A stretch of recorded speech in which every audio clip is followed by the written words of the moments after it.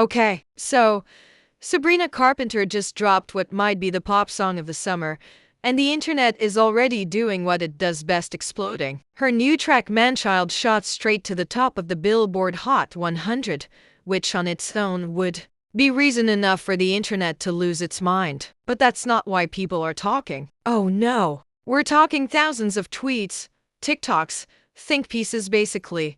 Digital fire raining from every corner of the internet, and it's all centered around one lyric and one album cover. Buckle up, because if you thought this was going to be a cute little pop star moment, think again. This is Fame Spills, and today we're diving into the swirl of controversy that's threatening to derail Sabrina Carpenter's so-called main pop girl comeback before her album even drops.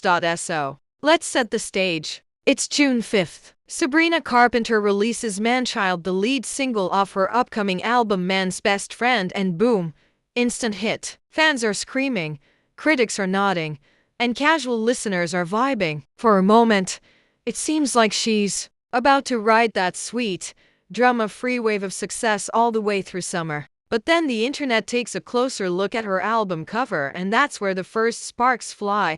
The Man's Best Friend cover shows Sabrina on all fours in a submissive pose, while a man only partially visible stands over her, pulling her hair. It's undeniably provocative, and people immediately started calling it out for glamorizing abuse and perpetuating misogynistic imagery. One tweet alone, racking up nearly 50,000 likes, said, "Women face horrific domestic abuse and degradation every single day. But she wants to profit off imagery comparing herself to a dog? Pandering to men is not feminism, and that was just the beginning." More and more people chimed in, accusing Sabrina of internalized misogyny, glamorizing degradation, and ignoring the real-world implications for women who don't have the luxury of playing pretend in a photo shoot. But it didn't stop there. Oh no, some took it even further, pointing out how Sabrina's whiteness and Eurocentric beauty have shielded her from the kind of backlash that black or brown women would have faced had they posed like that. The Marilyn Monroe vs. Eartha Kitt comparison came up a lot. In other words, people were saying, if this were Lizzo, Nicki Minaj, or Megan Thee Stallion, no one would be romanticizing it. And suddenly, we're not just talking about pop music aesthetics anymore, we're talking about how racism and misogyny intersect in real time. It's not subtle. And fans? They're divided. Some are calling it art, others are calling it dangerous. But everyone has an opinion, and yet, that wasn't even the biggest controversy.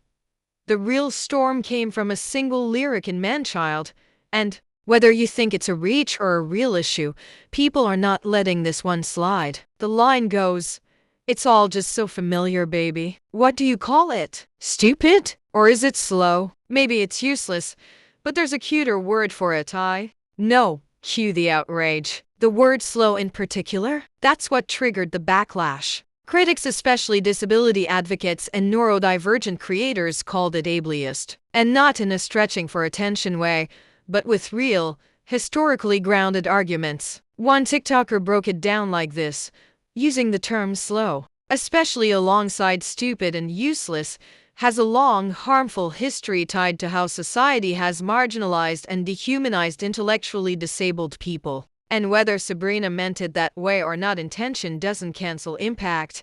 Now, a lot of people heard the lyric and went, "Really? That's what we're mad about now?" But let's break that down. What does calling someone slow imply? That their brain doesn't work fast enough? That they're mentally lacking in some way? And when that becomes a punchline, especially from someone with Sabrina's platform, it reinforces a centuries-old stigma. One creator who actually studies disability and speaks publicly about ableism said, "It may not be a slur in the strictest definition, but it carries the same connotations. It's a substitute, a placeholder for more overtly harmful words. And when we normalize those substitutes, we keep the same cycle of harm going, just with softer packaging."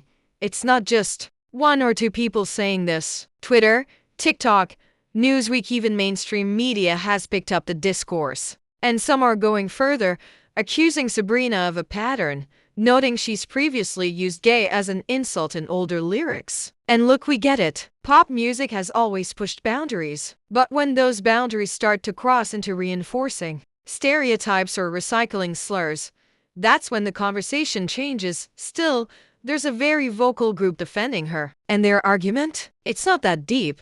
They say we've got bigger problems than calling a fictional man slow. That this kind of language is common, especially in places like Ireland and the UK, where slow isn't necessarily tied to ableism the way it is in the US. Some fans say, we're seriously mad at this while rappers are out here dropping actual slurs. Others are simply over it.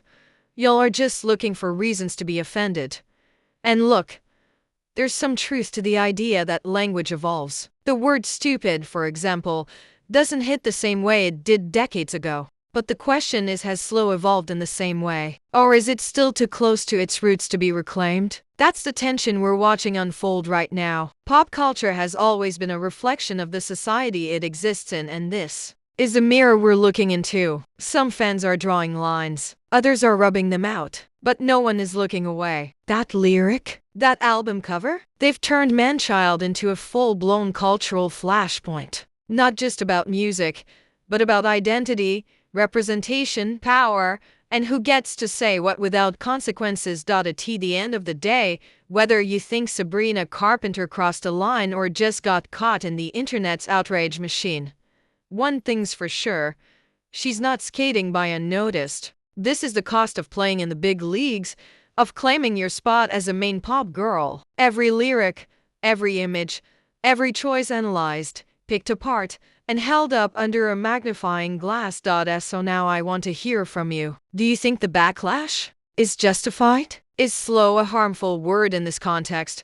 Or is the internet doing too much again? Is the album cover artful or offensive? Let me know in the comments. And while you're at it, make sure you hit that like button if you made it this far, because this is the kind of tea we spill every single week.